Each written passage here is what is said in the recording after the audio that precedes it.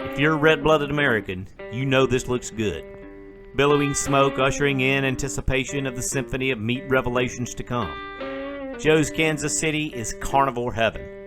It's hard to imagine there's anything left to say about this most revered and reviewed gas station in history. But here we are, on a pilgrimage of sorts, to the meat church of barbecue joints in the meat mecca of barbecue towns. You already know this is going to be good. Literally everyone says so. They don't need my approval. I came more to pay homage to this sacred act of blending fire and meat where smoke-infused dreams come true. Join me, my weary traveler, as we refuel our tanks, our stomachs, and our barbecue souls.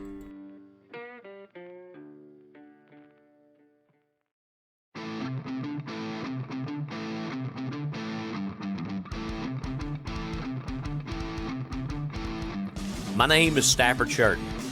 I'm a former judge, a farmer, restaurant owner, writer, proud Southerner, and of course, eater. And I am hungry for so much more.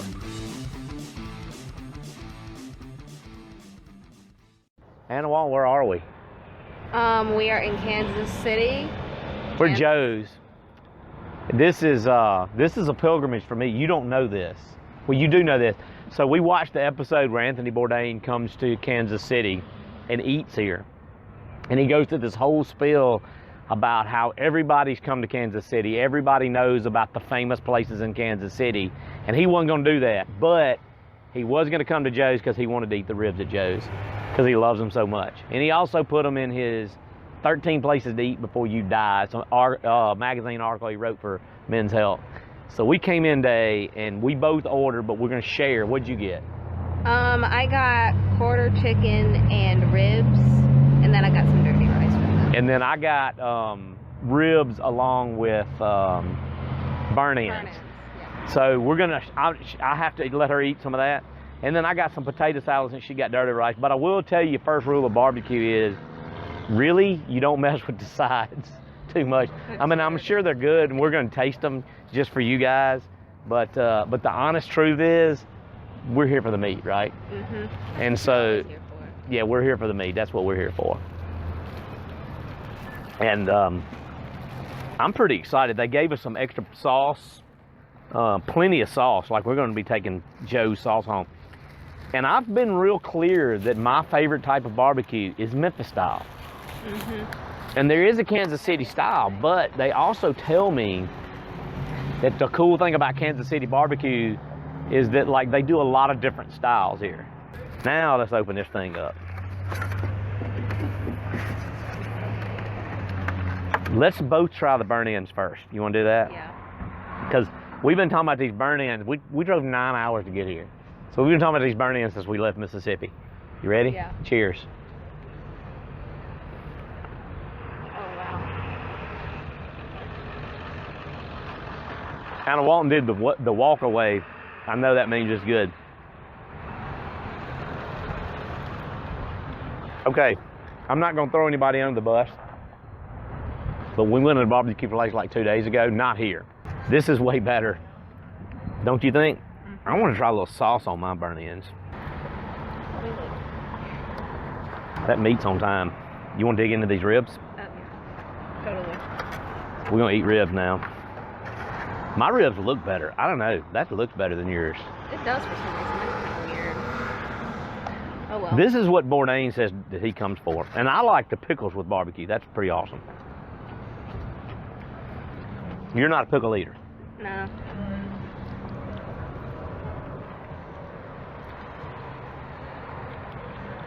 Yeah, mine are really good.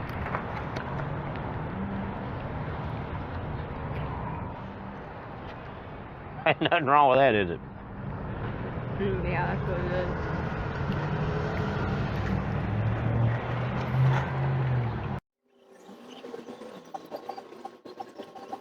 I think the lack of conversation says a lot about what this is like.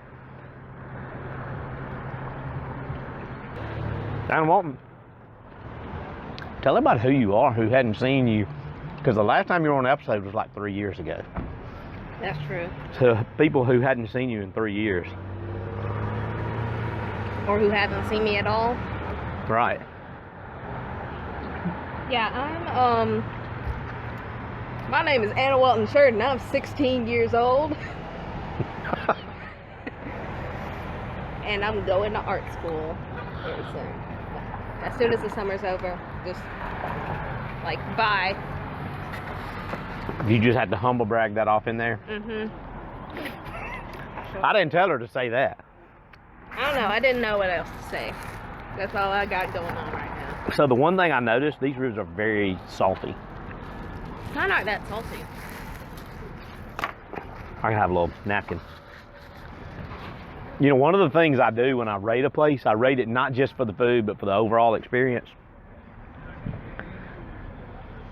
The burnt ends are where it's at, though. The burnt ends are better than the ribs to me. That's just my personal opinion so far. The best ribs I ever had did not come out of a restaurant. They came from like an individual cooking. Some of the best ribs I ever had, shout out to Justin George. We went to a Delta State football game one time and he made some ribs and we tailgated and they were fantastic. I'd put them right here with these, I'm gonna be honest. These are good though. You keep covering that chicken back up, you trying to save it for later? I'm not trying to cover it up. Let's take a fork and dig into this chicken. Everybody warned me that the wait was gonna be long. That has not been. That chicken is pretty good. That's not been my experience today. We didn't wait that long, did we, Anna Walton? We really didn't. 15 minutes, 20 minutes maybe? It may not have even been that. I know. Considering the fact that it's also a Monday. So this is a quarter of a chicken. It's a breast and a wing. Usually when you get breast and a wing smoked, it's dry. That is not dry at all. That's good. It really isn't. That's what's so good about it. Well, let me ask you, have you ever had better barbecue than this? It depends on which part you're talking about, because the burn-ins are definitely nothing else better, I don't think. I agree with you. Me and you are in total agreement. What about ribs? Ribs, yeah, I could say that I've had, like, better before, but I can't really remember. I kind of feel the same. But, like, the chicken is really good, too, because it's not dry. That's not bad.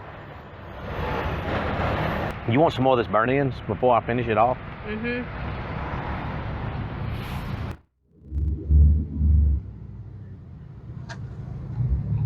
Yeah, those burn-ins are something else. We drove 9 hours to get here. We watched the Anthony Bourdain episode before we came, where he came here. Yeah.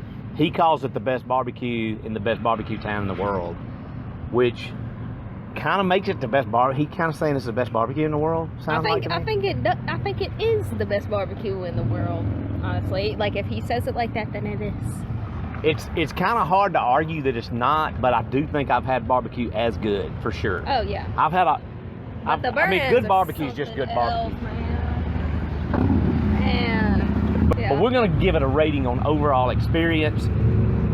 What was your rating? 9.4. 9.4 for me too. It's an overall experience, but I gotta admit the burnt ends push it over the top. Come on in at 11 so you make sure you get some, so come early because they do run out. It says right on the menu when available. I got the burnt ends rib plate. I think if you came back, that's what you'd get, isn't it? Oh yeah, for sure. Or just burnt ends. And we didn't get to try the pulled pork. No, we didn't. But I just ordered the chicken. I was like, they say the chicken. and the chicken was pretty dadgum good. Now we're not throwing any. It's juicy. And again, well, not this. You know, look at my ribs when I got through. And they, you know, we ate the hell out of this food. Like you were just talking, and I was like, I think it's time to I was talking. Anna Walton was over there just chowing down, man. I was like, she savors it in a way that I do not. I'm a big bite guy. I'm gonna take great big bites, and Anna Walton just slow eater squad. Slow eater squad. Are you in the slow eater squad? All right, so we both gave it a 9.4. I think that's good. Back to Mississippi, we're fixing to go. Yeah. What do I always say at the end of my videos?